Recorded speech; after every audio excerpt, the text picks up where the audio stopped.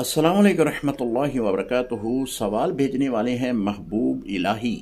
सवाल कर रहे हैं हैदराबाद से। मुफ्ती साहब ये बताएं कि हालत हैज़ में यानी हैज़ के दिनों में अगर बीवी के पास जाया जाए तो शरई हुक्म क्या है? जी मोहतरम, हालत हैज़ यानी हैज़ के दिनों में अगर बीवी के पास जाएंगे तो बहुत सख्त गुनाह है, क्योंकि अल्लाह करीम ने कुरान मजीद में बड़े वाज़ेह अहकामात इसके बयान किए हैं। अगर कोई ऐसा करेगा तो वो हराम का मुर्तकिब होगा, क्योंकि अल्लाह ने जिस काम से मना किया है उस काम को करना ये हराम है।